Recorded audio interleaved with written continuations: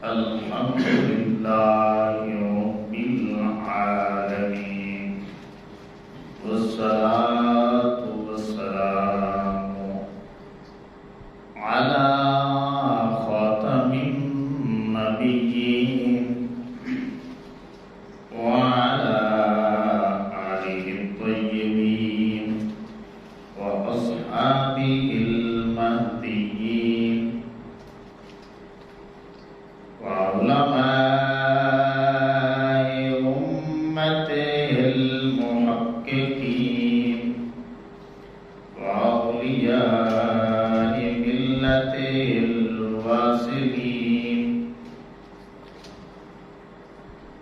وعلينا معهم أجمعين.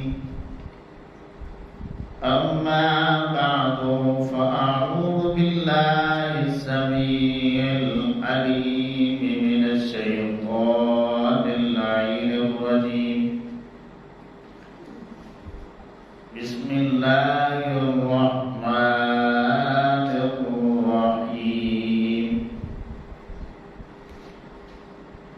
إن الله اشترى من المؤمنين أنفسهم وأموالهم بأن لهم الجنة. صدق الله مولانا العظيم. إن الله وملائكته يصلون على النبي يا أيها الذين آمنوا صلوا عليه وسلموا تسليما. الصلاة والسلام عليك يا سيدي يا رسول الله وعلى آلك وأصحابك يا سيدي يا رحمة للعالمين.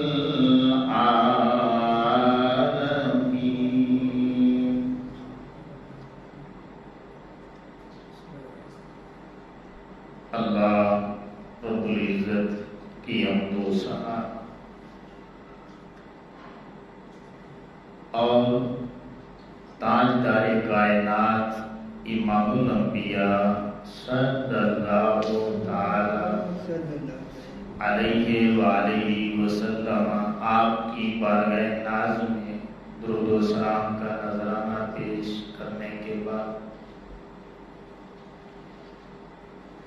میں سب سے پہلے اللہ کی بارگاہ میں یہ دعا کرتا ہوں کہ اللہ رب العزت مجھے حق بیان کر کے سنا کے ہم سبھی کو عمل کی توفیق عطا فرمائے. آمین.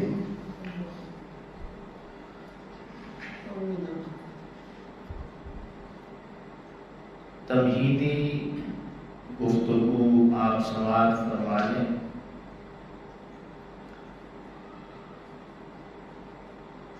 تاکہ آپ کے ذہنوں میں پورا مضمون آ جائے، بات سمجھنے سمجھانے میں کوئی دشواری باقی نہ رہے.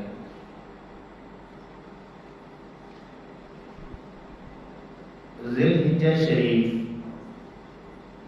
محترم مہینوں میں سے ایک مہینہ ہے اور یہ اسلامی کیلنڈر کا ہجری کیلنڈر کا یہ آخری مہینہ ہے. اسی ذی الحجہ جو کہ محترم مہینہ ہے، اس میں سیدنا عثمان غنی رضی اللہ تعالیٰ عنہ آپ کی شہادت معروف ہے، مذکور ہے. اب یہ جمعۃ المبارک میں نے ان کی عظمت پہ، ان کی شان کے حوالے سے، فضائل کے حوالے سے میں نے بات کرنی تھی. تو آپ جانتے ہیں کہ یہ سویڈن میں قرآن مجید فرقان حمید کی بے حرمتی کی گئی ہے. تو تو پھر میں نے رات کو ہی یہ سوچا کہ کیوں نہ اس انداز میں بات کی جائے کہ حضرت سیدنا عثمان غنی رضی اللہ تعالیٰ عنہ کی عظمت بھی واضح ہو جائے اور تحفظ قرآن کے حوالے سے بھی ہماری بات ہو۔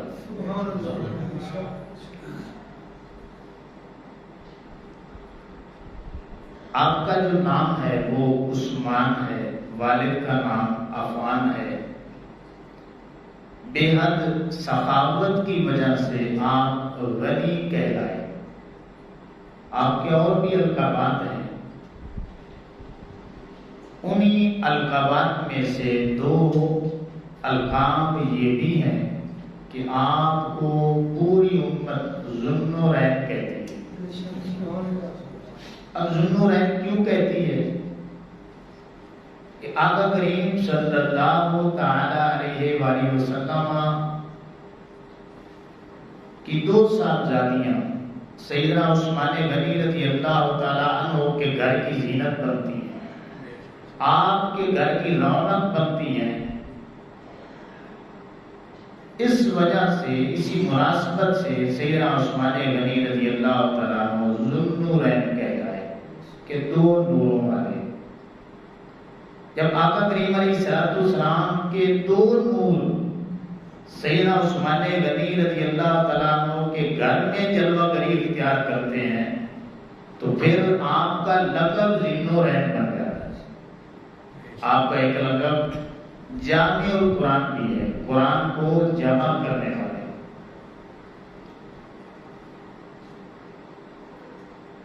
اب یہ بات ذہن نشین کر لیں کہ قرآن مجید کا سب سے بڑا محافظ کون ہے؟ قرآن مجید فرقان حمید کا سب سے بڑا محافظ وہ ذات باری تعالیٰ ہے، اور اس کا ذکر قرآن مجید میں موجود ہے۔ اللہ فرماتا ہے اِنَّا نَحْنُ نَزَّلْنَا الذِّكْرَ وَإِنَّا لَهُ لَحَافِظُونَ۔ اب آپ نے بڑے غور کے ساتھ بیٹھنا ہے، تدبر کرنا ہے۔ اللہ کرے جو بات میں سمجھانا چاہتا ہوں وہ سمجھا سکوں۔ اس کا معنی سنیں، اللہ فرماتا ہے کہ بے شک ہم نے اس ذکر کو، یعنی قرآن مجید کو ہم نے ہی نازل کیا۔ وَإِنَّا لَهُ لَحَافِظُونَ، اور اس کی حفاظت کا جو ذمہ ہے وہ جو ہے وہ بھی ہم نے ہی لے لیا، نازل بھی ہم نے کیا ہے اور حفاظت کا ذمہ جو ہے وہ بھی ہم نے لے لیا۔ اب یہ چاہیے تھا اللہ رب العزت کو کہ یہاں پہ جو سیگا ہے نا اِنَّا، اس کا معنی ہے بے شک ہم نے۔ یہ واحد کا جملہ نہیں ہے، یہ جمع کا سیگا ہے۔ اِنَّا، ہم نے، ہم ایک بندے کو نہیں کہتے، ٹھیک ہے نا؟ قرآن مجید جب ہم پڑھتے ہیں تو اپنے لیے جب استعمال کرنا ہو نا لفظ میں، تو پھر انا لفظ بولا جاتا ہے۔ چاہیے یہ تھا کہ اللہ فرماتا انا نحن نزلنا الذکر وانا لہ لحافظون، کہ میں نے اس قرآن مجید کو نازل کیا ہے اور میں ہی اس کی حفاظت کرنے والا ہوں۔ لیکن اس انداز میں بات نہیں کی۔ اے مالک و مولا، کیا تیرے ساتھ کسی اور نے بھی قرآن کو نازل کیا ہے کہ تو جمع کا صیغہ استعمال کرتا ہے جبکہ تو واحد ہے، ایک ہے اور ایک ہونا پسند فرماتا ہے؟ جو تیرا شریک بنائے، یہ ایسا گناہ ہے جب تک کہ سچی توبہ نہ کی جائے تو معاف ہی نہیں فرماتا۔ تو بے نیاز ہے، واحد ہے، واحد ہو کر تو جب قرآن کے نزول کی باری آتی ہے، قرآن کی حفاظت کی باری آتی ہے، تو مالک و مولا تو جمع کا صیغہ کیوں لگاتا کہ ہم نے نازل کیا، ہم حفاظت کرنے والے ہیں؟ مولا بات سمجھ نہیں آتی۔ اللہ فرماتا ہے میرے بندو میں اکیلا ہوں، واحد ہوں، لیکن یہ جمع کا صیغہ لگا کے کے میں اپنی طاقت کا اظہار کر رہا ہوں، طاقت کا اظہار کر رہا ہوں۔ کیوں؟ اس لیے کہ اس قرآن کو ہم نے نازل کیا ہے، ہم میں اپنی طاقت بتانا چاہتا ہوں۔ اب جبریل علیہ السلام نے نازل نہیں کیا، جبریل علیہ السلام لے کر کے آنے والے ہیں۔ نازل کرنے والا کون ہے؟ اللہ رب العزت کی ذات ہے، اور لے کر کے کون آنے والے ہیں؟ جبریل علیہ السلام۔ اللہ یہ بتانا چاہتا ہے دنیا والوں سن لو، یہ طاقتوں والے رب نے نازل کیا ہے، جبریل نے نازل نہیں کیا۔ جبریل علیہ السلام صرف لے کر کے جانے والے ہیں۔ کیا مطلب؟ طاقت کا زور لگا کے یہ بات مالک اپنے بندوں کو بتانا چاہتا ہے کہ اگر جبریل علیہ السلام بھی قرآن میں تغیر یا تبدل کرنے کی کوشش کریں گے تو وہ بھی نہیں کر سکتے۔ یہ طاقتوں والے رب نے نازل کیا ہے، جبریل علیہ السلام بھی ملاوٹ نہیں کر سکتے۔ آگے فرمایا کہ ہم ہی اس کی حفاظت کرنے والے ہیں۔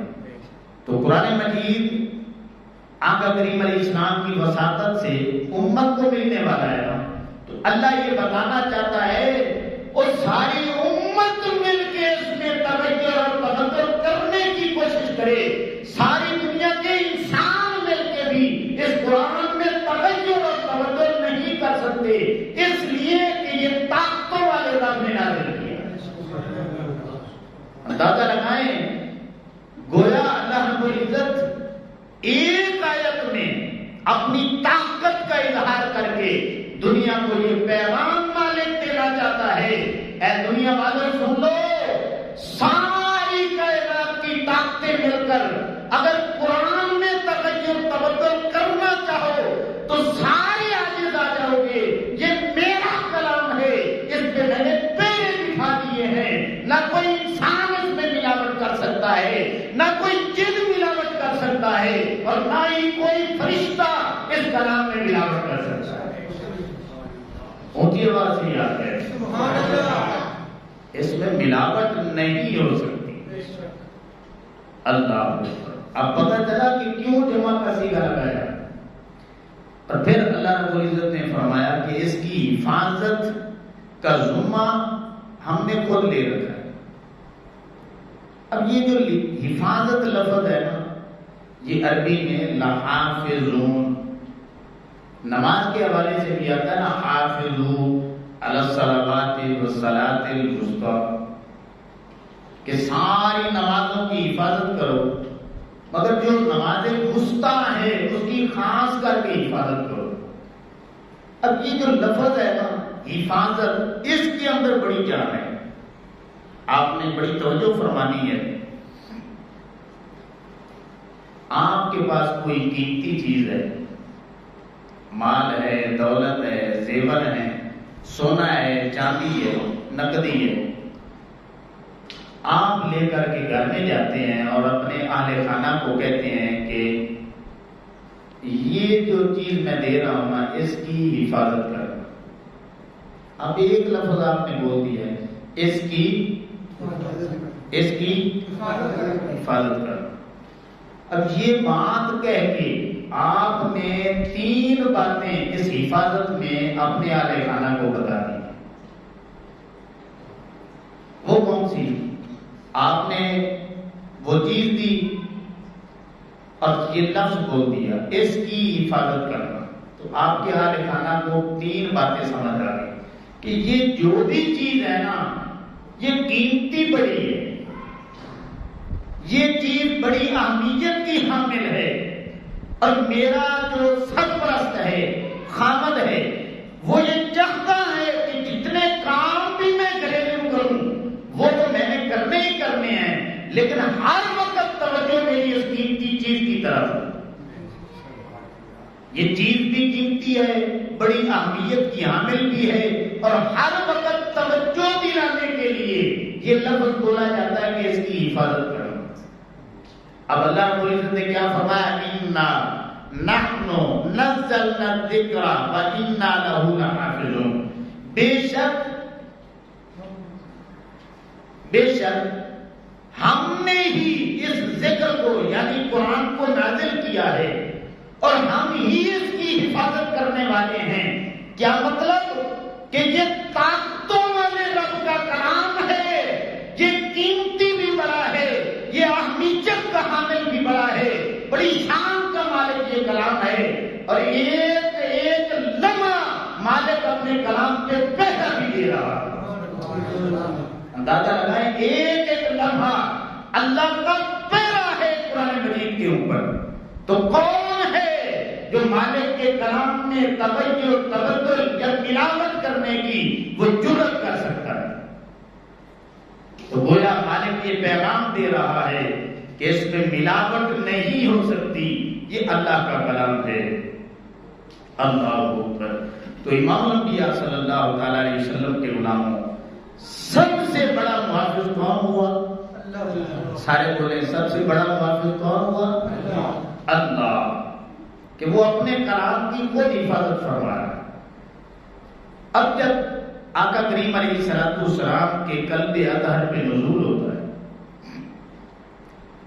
تو قرآن مجید میں سورہ قیامہ میں آتا ہے کہ لا تحرک بہ لسانک لتعجل بہ. آقا کریم علیہ السلام جلدی جلدی زبان جو ہے نا وہ یاد کرنے کے لیے نا جلدی جلدی زبان چلاتے تاکہ قرآن مجید جلدی جلدی یاد ہو جائے. اللہ نے فرمایا کہ میرے نبی کریم علیہ السلام لا تحرک، آپ حرکت بھی نہ فرمائیں، لسانک لتعجل بہ، اتنی تیزی کے ساتھ اپنی زبان کو حرکت نہ دیں. جس مالک نے آپ کے قلب پہ اس کو نازل کر دیا ہے وہی آپ کو پڑھنا بھی سکھا دے گا، اس کا بیان بھی سکھا دے گا. اب آپ کو پتا ہونا چاہیے کہ سب سے پہلے اس امت میں جس ہستی نے قرآن مجید کو یاد کیا ہے، حافظ بنی ہے اور محافظ ہونے کا شرف ملا ہے، یہ اعزاز نصیب ہوا ہے، وہ ہمارے آقا و مولا احمد مجتبی محمد مصطفیٰ صلی اللہ علیہ وسلم کی ذات. آقا کریم علیہ السلام حافظ بھی بنے اور پھر قرآن کے محافظ بھی بنے. اب جو میں بات آپ کو کہنا چاہتا ہوں، آقا کریم علیہ السلام کے بعد قرآن مجید کس نے حفظ کی؟ یہ شاید آپ نے پہلی بار بات سننی ہو، پہلی بار آپ سن رہے ہیں. امام الانبیاء صلی اللہ علیہ وسلم کے علماء مفسرین نے لکھا ہے اس امت میں سب سے پہلے قرآن کے حافظ اور محافظ آقا کریم علیہ السلام کی ذات ہے. آقا کریم علیہ السلام کے بعد آقا کریم علیہ السلام کی امت میں سب سے پہلے قرآن مجید کے حافظ اور محافظ بننے کا شرف حضرت سیدنا عثمان غنی رضی اللہ تعالیٰ عنہ کو حاصل. سبحان اللہ. یہ بڑے شرف والی بات ہے کہ آقا کریم علیہ السلام کے بعد پہلے نمبر پہ حافظ کون ہے اور محافظ کون ہے. جو حافظ بن گیا گویا وہ قرآن کا محافظ بھی بن گیا. وہ سیدنا عثمان غنی رضی اللہ تعالیٰ عنہ، آپ کی ذات والا سجودہ صفات ہے. اللہ اکبر. اب امام الانبیاء صلی اللہ تعالیٰ علیہ وسلم کے علماء ادھر قرآن مجید کا نزول ہو رہا ہے، قرآن مجید کے حافظ صحابہ کرام بنتے جا رہے ہیں، لیکن قرآن مجید کی جو کتابت ہے، لکھائی کا سلسلہ ہے، وہ چمڑوں پہ، ہڈیوں پہ، اور تھوڑا بہت اس زمانے میں یہ کاغذ نہ تیار ہو رہا تھا، بن رہا تھا، تو کچھ نسخے کاغذ پہ بھی لکھے جا رہے تھے، سورتیں، آیات طیبات، لیکن کتابی شکل نہیں تھی. یہ جو ہمارے پاس قرآن مجید کی کتابی شکل ہے نا، اس انداز میں قرآن مجید کتابی شکل میں موجود نہیں تھا. ہڈیوں پہ، پتھروں پہ، چمڑوں پہ اور جو ماڑا موٹا کاغذ ملتا تھا اس پہ مختلف صورتیں، آیات طیبات وہ لکھی ہوئی تھی. لیکن صحابہ کرام میں اکثریت جو تھی وہ حفاظ تھی. تو یہ حفاظت کا ایک جو طریقہ ہے، اس انداز میں قرآن مجید کو حفظ کر کے یہ آگے ٹرانسفر ہو رہا تھا۔ اسی طرح سلسلہ چلتا رہا، سیدنا صدیق اکبر رضی اللہ تعالیٰ عنہ کا دور خلافت آتا ہے تو اسی طرح سلسلہ پھر بھی چلتا رہا۔ اب جنگ یمامہ ہوتی ہے، 1200 حفاظ صحابہ ایک ہی جنگ میں شہید ہو جاتے ہیں۔ تو سیدنا عمر فاروق رضی اللہ تعالیٰ عنہ کی مشاورت سے پھر قرآن مجید کو جمع کرنے کا ایک پوری ڈیٹیل ہے، صحابہ کرام کی ترتیب موجود ہے احادیث مبارکہ میں، کہ آپ کے حکم سے پھر ان تختیوں سے، ان کاغذوں سے، ان پتھروں سے، ان چمڑوں سے قرآن مجید کو کوشش کی گئی کہ ایک جگہ جمع کیا جائے۔ بہرحال آپ کا زمانہ مبارک تکمیل کو پہنچتا ہے، پھر زمانہ سیدنا عثمان غنی رضی اللہ تعالیٰ عنہ کا آ جاتا ہے۔ اب سیدنا عثمان غنی رضی اللہ تعالیٰ عنہ پوری امت کو ایک قرات پہ، جو قریش کی قرات تھی اس پہ جمع کرتے ہیں، جو قریش کا لب و لہجہ تھا اس پہ امت کو جمع کرتے ہیں، اور وہ نسخہ جو سیدنا صدیق اکبر رضی اللہ تعالیٰ عنہ نے جنگ یمامہ کے بعد لکھوایا، ایک ہی نسخہ بنتا تھا، وہ حضرت حفصہ رضی اللہ تعالیٰ عنہما کے پاس موجود تھا، ان کے پاس سے منگوایا، اس کی نقلیں تیار کروائی، یعنی اور نسخہ ہے جان تیار کروائی، اور وہ ساری دنیا بلاد اسلامیہ میں آپ نے بھیجی تاکہ پوری امت تک ایک ہی قرآن پہنچ جائے۔ تو یہ جو خدمت سیدنا عثمان غنی رضی اللہ تعالیٰ عنہ نے اس انداز میں کی کہ تدوین کا سلسلہ آپ نے مکمل کیا، آپ نے بڑی محنت کی کہ کتابی شکل دے دی اور پوری امت تک پہنچانے کا ایک ذریعہ بنے، اس وجہ سے پھر آپ کو ایک لقب نصیب ہوا کہ آپ جامع القرآن کہتے ہیں، کہ قرآن مجید کو جمع کرنے والے۔ اللہ اکبر۔ اب آپ کو میری بات امید ہے سمجھ آ گئی ہوگی کہ سیدنا عثمان غنی رضی اللہ تعالیٰ عنہ کے دور میں یہ قرآن مجید کتابی شکل میں آ چکا تھا۔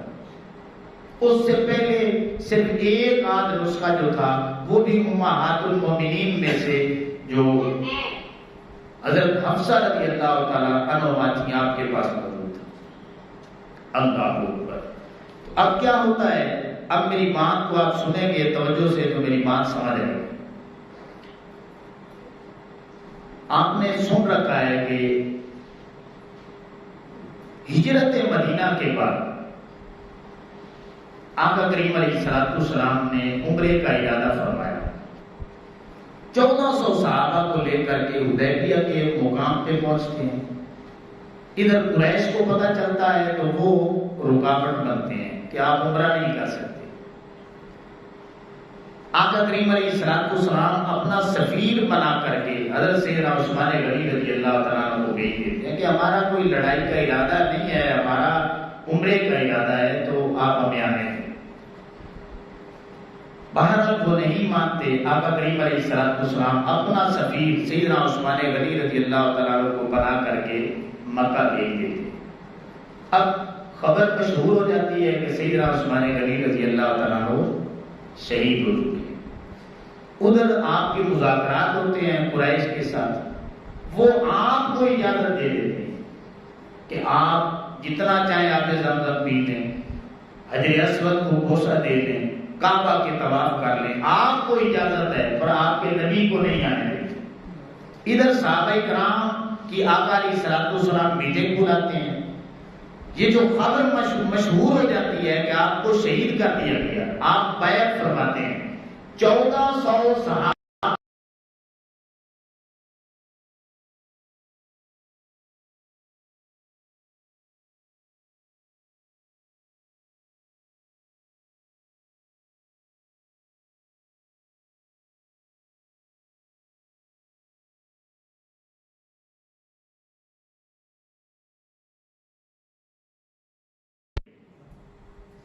ہم بدلہ لے کے جائیں گے۔ یہ شہادت کی خبر مشہور ہو جاتی ہے، ابھی آپ شہید نہیں ہوئے، مکہ میں موجود ہیں، مذاکرات چل رہے ہیں، ادھر صحابہ کرام علیہ رضوان شہادت سے پہلے نا جو خبر افواہ ہوئی ہوتی اس سے پہلے آقا کریم علیہ السلام کی بارگاہ میں پیش ہوتے ہیں، عرضی پیش کرتے ہیں، یا رسول اللہ صلی اللہ علیہ وسلم کیا ہی خوش نصیب بندہ ہے، اب اس کو اجازت مل جائے گی، اب عثمان غنی رضی اللہ تعالیٰ طواف کر رہے ہوں گے، آب زمزم پی رہے ہوں گے، اللہ کے گھر کے پھیرے لگا رہے ہوں گے، صحیح کر رہے ہوں گے، یہ باتیں آقا کریم علیہ السلام کو بتا رہے ہیں۔ آقا کریم علیہ السلام نے فرمایا میرے غلاموں سن لو، مجھے اللہ کی عزت کی قسم ہے جس نے مجھے اپنا سچا رسول بنا کے بھیجا ہے، میں قسم کھا کے بتانا چاہتا ہوں عثمان غنی میرا اتنا بڑا عاشق ہے، میرے بغیر وہ اللہ کے گھر کا طواف بھی نہیں کرے گا، حجر اسود کا بوسہ بھی نہیں دے گا۔ ادھر عثمان غنی رضی اللہ تعالیٰ عنہ کو اجازت مل چکی ہے۔ کفار یہ کہتے ہیں قریش مکہ کہ آپ چاہے آب زمزم پئیں، جتنے مرضی عمرے کر لیں، آپ کو اجازت ہے۔ تو جب اجازت ملتی ہے آپ فرماتے ہیں ارے نادانو، اور تمہیں ہمارے ایمان کی خبر ہی نہیں ہے، ہمارا ایمان کعبے سے نہیں چلا بلکہ یہ تو آقا کریم علیہ السلام کی وجہ سے چلا ہے، ہمارا ایمان کعبے کی بنیاد نہیں بنتا، ہمارا ایمان جو چلا ہے وہ کعبے کے کعبے سے چلا ہے، ہمارا ایمان آقا کریم علیہ السلام کی وجہ سے چلا ہے، ہم نے کعبے کو دیکھ کے کلمہ نہیں پڑھا، ہم نے آقا کریم علیہ السلام کو دیکھ کے پڑھا ہے۔ آقا کریم علیہ السلام نے جو بات ارشاد فرمائی تھی سیم کوئی بات حضرت سیدنا عثمان غنی رضی اللہ عنہ فرما رہے ہیں کہ جب تک میرے آقا مولا صلی اللہ علیہ وسلم میرے آگے نہیں ہوں گے اور میں عثمان پیچھے نہیں ہوں گا، اس وقت تک میں کعبے کا طواف بھی نہیں کروں گا، اس وقت تک میں حجر اسود کو بوسہ نہیں دوں گا، اور اس وقت تک میں عمرہ کی ادائیگی نہیں کروں گا۔ اللہ اکبر۔ اس موقع پہ آقا کریم علیہ السلام نے جو بیعت لی، بیعت اللہ کو اتنی پسند آئی، اللہ نے فرمایا کہ میرے حبیب کریم علیہ السلام آپ کے ہاتھوں پہ بیعت کرنے والے یہ اتنے خوش نصیب لوگ ہیں کہ اللہ رب العزت نے اپنی رضا کی سلامتی عطا فرما دی۔ لقد رضی اللہ عن المؤمنین، ان 1400 صحابہ پہ اللہ راضی ہو چکا ہے، یہ لوگ جو 1400 صحابہ کی تعداد ہے اللہ رب العزت نے انہیں جنتی بنا دیا۔ اب کیا ہوا؟ بیعت ہوئی، آقا کریم علیہ السلام نے اپنا بایاں ہاتھ وہ بیعت کے لیے آگے کیا کہ یہ جو میرا بایاں ہاتھ ہے یہ عثمان غنی رضی اللہ تعالیٰ عنہ کا دایاں ہاتھ ہے۔ بڑی توجہ سے آپ نے بات سنی۔ آقا کریم علیہ السلام نے فرمایا کہ یہ جو دایاں ہاتھ ہے نا یہ تو میرا ہاتھ ہے، یہ جو بایاں ہاتھ ہے یہ عثمان غنی کا دایاں ہاتھ ہے۔ اب مفسرین نے لکھا ہے کہ آقا کریم علیہ السلام نے کیوں اپنے ہاتھ کو عثمان غنی رضی اللہ تعالیٰ عنہ کا ہاتھ قرار دیا۔ اب اس کی وجہ سمجھے آپ، اس کی وجہ تمام مفسرین نے محدثین نے بیان کی ہے۔ وہ بیان کرتے ہیں کہ اس کا جواب سورہ بقرہ کی دوسری آیت میں اللہ نے دے دی ہے۔ اللہ نے فرمایا ذالکل، اونچی آواز سے، ذالکل کتاب لا ریب فیہ، اس کتاب میں شک کی جگہ ہی نہیں، اس کتاب میں شک کی جگہ ہی نہیں ہے۔ اچھا میں آپ کو پیچھے بات بتا چکا ہوں کہ آقا کریم علیہ السلام کے زمانے میں یہ کتابی شکل میں قرآن موجود نہیں تھا، تو چاہیے یہ تھا کہ اللہ رب العزت کا جب قرآن اتر رہا تھا، کلام اتر رہا تھا، تو مالک فرماتا ذالک القرآن لا ریب فیہ، اس قرآن میں شک کی جگہ ہی نہیں ہے۔ ابھی تک تو کتابی شکل ملی ہی نہیں ہے قرآن کو، چاہیے یہ تھا کہ اللہ فرماتا ذالک الکلام لا ریب فیہ، اس کلام میں شک کی جگہ ہی نہیں ہے۔ اس کے باوجود اللہ نے فرمایا نہ ذالک القرآن نہ ذالک الکلام، اللہ نے فرمایا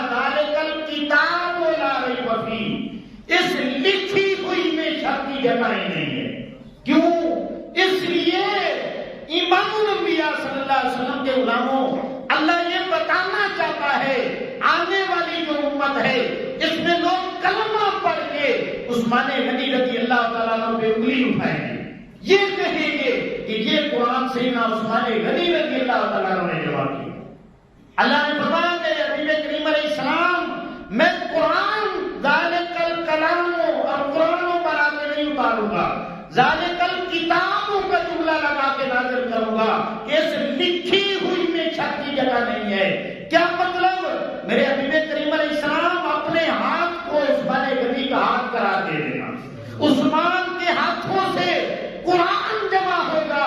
گویا عثمان بظاہر جمع کریں گے لیکن اس میں حقیقت آقا کریم علیہ السلام جمع کرنے والے بن گئے. تو جو اعتراض کلمہ پڑھ کے امت سیدنا عثمان غنی رضی اللہ تعالیٰ عنہ پہ کرے گی، وہ اعتراض ان پہ نہیں بنے گا، وہ آقا کریم علیہ السلام پہ بنے گا.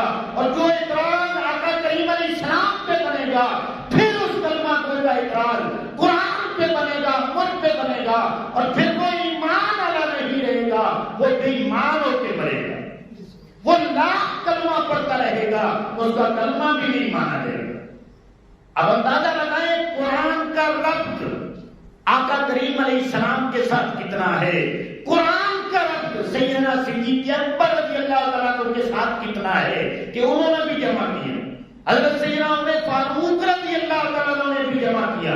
قرآن کا ربط ان کے ساتھ کتنا نظر آتا ہے. اور پھر سیدنا عثمان غنی رضی اللہ تعالیٰ عنہ آپ کی شان کیا شان ہے کہ مالک نے ذالک الکتاب لگا کے اپنی کتاب کی بھی عظمت کو بیان کر دیا ہے اور عثمان غنی رضی اللہ تعالیٰ عنہ کے ہاتھوں کی عظمت کو بھی بیان کر دیا. اللہ اکبر. تاکہ قیامت تک نہ کوئی صحابہ پہ اعتراض کر سکے، نہ قرآن پہ اعتراض کر سکے، اور نہ ہی آقا کریم علیہ السلام کی ذات پہ اعتراض کر سکے، اور نہ ہی اللہ کی ذات پہ اعتراض کر سکے. اللہ اکبر. اسی لیے اللہ نے فرمایا کہ ذالک الکتاب لا ریب فیہ، کہ اس لکھی ہوئی کتابت کی ہوئی میں شک کی جگہ نہیں. اللہ اکبر. تو امام الانبیاء صلی اللہ علیہ وسلم کے غلاموں، اب سب سے بڑا محافظ کون بنا؟ اللہ کی ذات. پھر محافظ کون ہے؟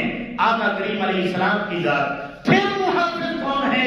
سیدنا صدیق اکبر رضی اللہ تعالیٰ عنہ کی ذات. پھر قرآن کے محافظ کون ہیں؟ سیدنا عمر فاروق رضی اللہ تعالیٰ عنہ کی ذات. پھر محافظ کون ہیں؟ سیدنا عثمان غنی رضی اللہ تعالیٰ عنہ کی ذات. پھر محافظ صحابہ کرام بنتے ہیں، اہل بیت اطہار کے افراد بنتے ہیں، اور پھر یہ درجہ بدرجہ جو قریب الزمانہ لوگ ہیں وہ سارے کے سارے ان کی شان کے سایہ کریمہ میں شامل ہیں. اللہ اکبر. تو امام الانبیاء صلی اللہ تعالی علیہ وسلم کے غلاموں، یہ جو اللہ کا پہرا موجود ہے یہ کس پہ ہے؟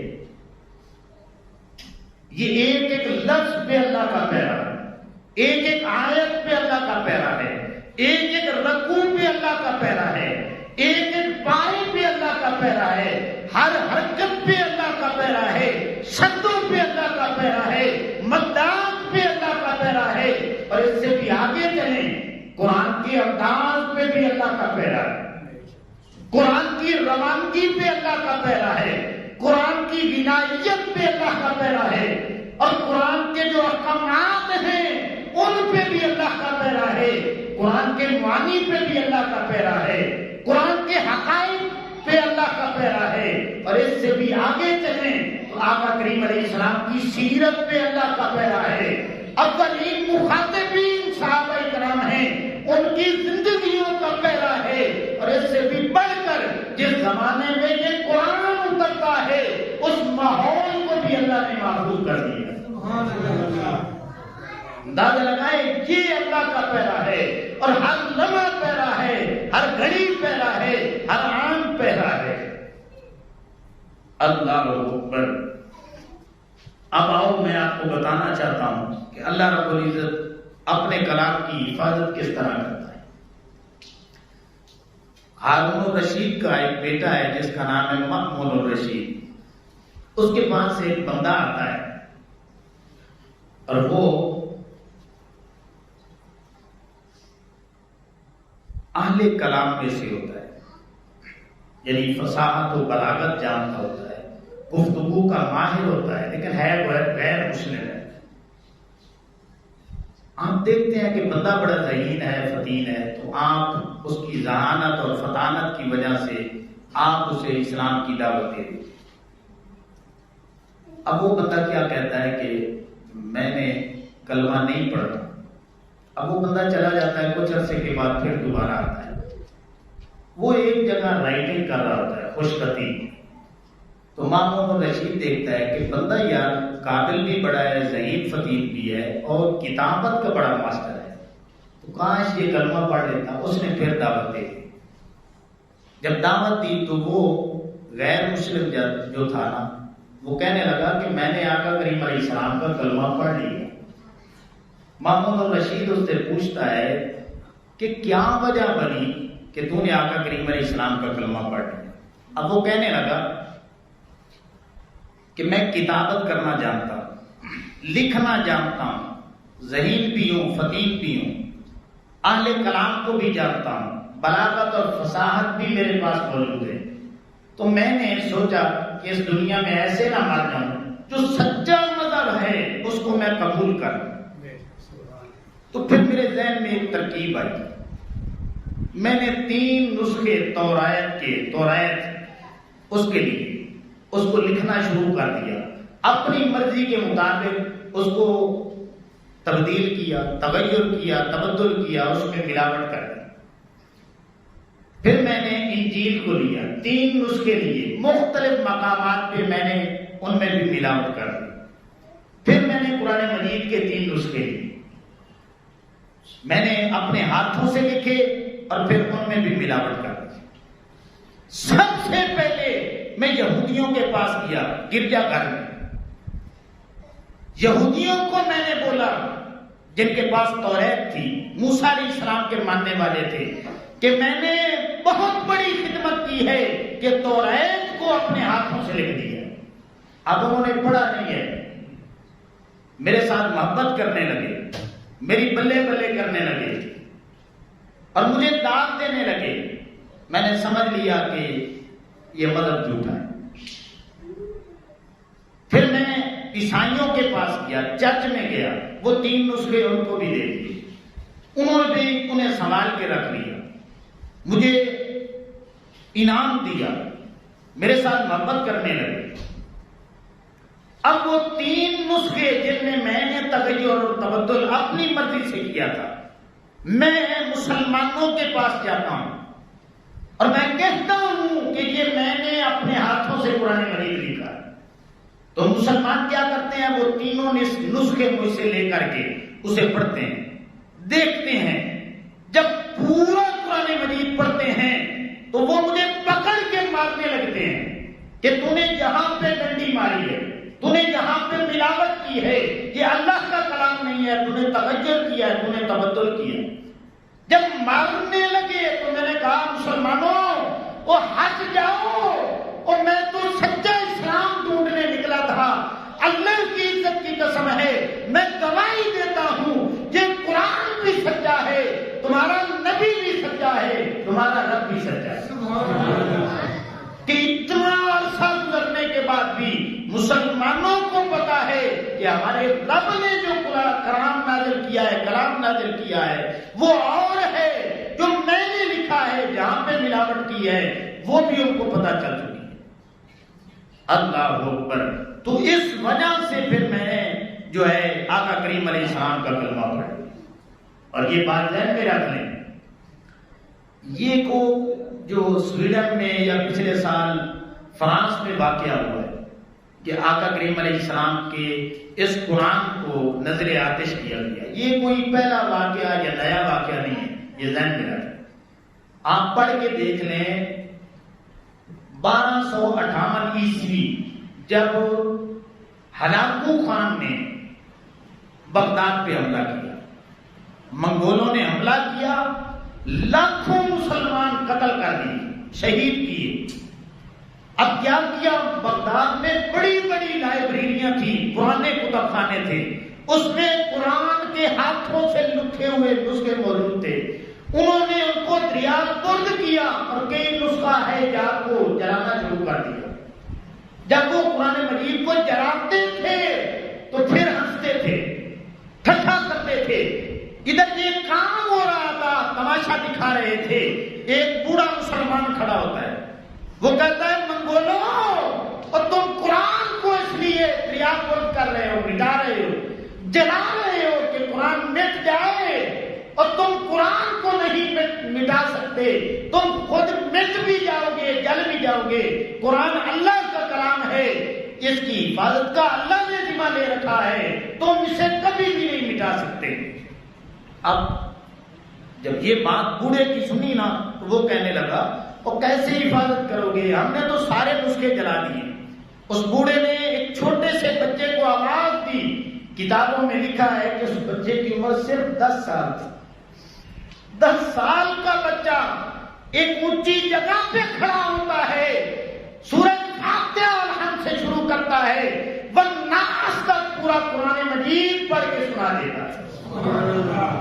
الحمد سے لے کر والناس تک وہی کھڑے ہو کے ان خبیثوں کو اللہ کا قرآن سنا دیتا ہے. وہ بوڑھا شخص للکار کے کہتا ہے، اور بے وقوفوں، اور نسخے تو تم نے جلا دیے ہیں، اب سینوں سے قرآن کیسے نکالو؟ تو سینوں سے قرآن مجید نہیں نکالا جا سکتا. اور یہی اللہ رب العزت کا ایک جو سینوں میں محفوظ کرنے کا طریقہ ہے نا، یہ بھی اللہ رب العزت نے حفاظت کا ایک طریقہ امت کو عطا کیا. تو جو قرآن مجید کا حافظ بنتا ہے، سمجھ لیں کہ وہ قرآن کا محافظ بھی بن چکا ہے. اللہ اکبر. تو امام الانبیاء صلی اللہ تعالی علیہ وسلم کے غلاموں، ضرورت اس امر کی ہے کہ آج وہ غیر مسلم اتنے دلیر ہو چکے ہیں کہ قرآن مجید کو نظر آتش کر رہے ہیں. تو یہ قرآن مجید ہم نے اسے سینے سے لگانا ہے. ہم جتنے بھی بیٹھے ہیں، ہم اپنے کردار پہ تھوڑا سا توجہ کریں کہ ہم میں سے کتنے ہیں جو روزانہ کی بنیاد پہ قرآن مجید کی تلاوت کرتے ہیں، قرآن مجید کو اپنے سینے سے لگاتے ہیں. تو غیروں نے تو ان کا تو کام بھی یہی ہے، انہوں نے جلانا ہے. تو سینوں سے کس نے لگانا ہے؟ وہ ہم نے لگانا ہے. یہ میں نے اپنا صبح میں نے شعر ایک لکھا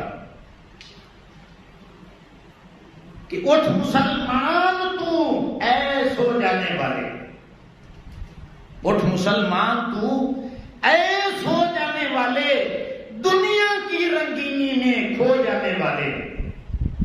اٹھ مسلمان تو اے سو جانے والے، دنیا کی رنگینی میں کھو جانے والے، لگا لے سینے سے اب تو قرآن کو، لگا لے سینے سے اب تو قرآن کو، جل جائیں دیکھ کر اس کو جلانے والے. جب تمہیں دیکھیں گے کہ انہوں نے قرآن کو سینے سے لگا لیا ہے، اب یہ تلاوت کرنے والے بن چکے ہیں، قرآنی تعلیمات پہ عمل کرنے والے بن چکے ہیں، تو وہ اپنے غیظ و غضب کی آگ میں وہ جل جائیں گے. تو علامہ اقبال رحمۃ اللہ علیہ اسی بات پہ تڑپے تھے. علامہ اقبال نے کہا تھا اللہ اکبر کہ وہ معزز تھے زمانے میں مسلمان ہو کر، اور تم خار ہوئے تارے کے قرآن ہو کر. درس قرآن گر ہم نے نہ بلایا ہوتا، درس قرآن گر ہم نے نہ بلایا ہوتا، یہ زمانہ زمانے نے نہ دکھایا ہوتا. یہ جو ہمیں دن دیکھنے پڑ رہے ہیں، اس میں ہماری کمزوری موجود ہے کہ ہم نے قرآن مجید سے اپنا رخ پھیر لیا ہے. اب آخری بات میں آپ کو بتانا چاہتا ہوں کہ علامہ اقبال تھے نا، علامہ اقبال رحمۃ اللہ علیہ ہر وقت قرآن مجید کو کھلا رکھتے ہیں. ہم کیا کرتے ہیں کہ قرآن مجید 2 منٹ کھلا رہ جائے نا تو فوراً بند کر دیتے ہیں. ہم نے تو ایسی جو غلاف بنا دیے ہیں، ان کو کھولتے ہوئے بھی کافی دیر لگ جائے. غلاف ہونا چاہیے، ٹھیک ہے، تلاوت بھی کرنی چاہیے، لیکن علامہ اقبال رحمۃ اللہ علیہ کا ایک اپنا انداز تھا، ہر وقت قرآن مجید کو سامنے کھلا رکھتے. تو ایک آپ کا غائبانہ تعارف کسی کو ہوا نا تو وہ محبت میں آپ کے ہاں لاہور میں آتے ہیں، اب گفتگو ہوتی ہے، باتیں ہوتی ہیں، قرآن مجید ادھر کھلا ہوا ہے، تو وہ شخص کہتا ہے علامہ اقبال کو رحمۃ اللہ علیہ کہ میں نے تو سمجھ رکھا تھا کہ آپ بہت بڑے عاشق رسول ہیں صلی اللہ علیہ وسلم، قرآن سے والہانہ محبت کرتے ہیں، لیکن میں نے دیکھا ہے آپ سے بڑھ کر تو گستاخی کوئی نہیں۔ آپ نے فرمایا یار کون سی مجھ سے غلطی ہو چکی ہے؟ وہ کہنے لگا کافی دیر سے میں نے دیکھا ہے قرآن آپ کا کھلا پڑا ہے، آپ مجھ سے باتیں کر رہے ہیں۔ آپ نے فرمایا میرے بھائی اگر یہ میری گستاخی ہے کہ قرآن کو 24 گھنٹے کھلا رکھنا تو یہ گستاخی میں برداشت کر لوں گا، ساری امت نے اپنے قرآنوں کو جو جو نسخے موجود ہیں اب پوری امت نے بند کر کے رکھ دیا ہے، کم از کم ایک بندہ تو دنیا میں موجود ہو جس نے قرآن کو کھلا رکھا ہو۔ اب اس کی آنکھیں کھل گئی کہ علامہ اقبال رحمۃ اللہ علیہ کہاں پہ بات کرنا چاہتے۔ اس وقت آپ نے فرمایا تھا لٹ گئی دولت ایمان، یہ احساس نہیں کچھ بھی فرمان محمد کا ہمیں پاس نہیں، ہم وہ پہلی سی روش اور آداب بھول گئے، کیا محبت میں ہے انداز وفا بھول گئے۔ ہم کہتے ہیں ہمیں قرآن سے محبت ہے، لیکن آداب محبت کیا ہے یہ کس نے بتانے ہیں؟ آداب محبت یہ ہیں، محبت کا اظہار زبان سے ہوتا ہے، آداب محبت کا اظہار اعضائے بدن سے ہوتا ہے۔ اس کو سینے سے تم نے لگانا ہے، اس کی تلاوت سننی بھی تم نے ہے، کرنی بھی تم نے ہے، قرآن پہ بھی عمل کرنا ہے۔ اس انداز میں قرآن کو پکڑ لو گے تو آقا کریم علیہ السلام کا وعدہ ہے ان اللہ یرفع بہذا الکتاب اقواما ویضع بہ آخرین۔ آقا کریم علیہ السلام نے فرمایا میری امت جب تک میرے قرآن کو تم مضبوطی سے پکڑ کے رکھو گے، میں اللہ کی عزت کی قسم کھا کے کہتا ہوں تمہیں زوال آ ہی نہیں سکتا، تم ہمیشہ ترقی کرتے رہو گے۔ تو آج مسلمانوں کی جو ذلت ہے یہ اس وجہ سے ہے کہ مجموعی طور پہ من حیث القوم ہم نے قرآن کو چھوڑ دیا ہے۔ تو اس لیے امام الانبیاء صلی اللہ تعالی علیہ وسلم کے غلاموں، آؤ اللہ کے قرآن کی طرف اپنا تعلق قرآن کے ساتھ مضبوط کر لو، روزانہ کی بنیاد پہ قرآن کو ایک بار ضرور اپنے سینے سے لگاؤ، ایک ملاقات قرآن مجید کے ساتھ ضرور کرو، کچھ نہ کوئی تلاوت قرآن کرو۔ اس انداز میں جب ہم محبت کا اظہار کریں گے تو پھر انشاءاللہ کسی کافر کی ضرورت نہیں ہوگی کہ وہ ہمارے قرآن کو میلی آنکھ سے بھی دیکھے۔ میں دعا کرتا ہوں کہ اللہ رب العزت مجھے، آپ کو، سب کو قرآن مجید کی، آقا کریم علیہ السلام کی سچی پکی محبت نصیب فرمائے۔ وما علینا الا البلاغ۔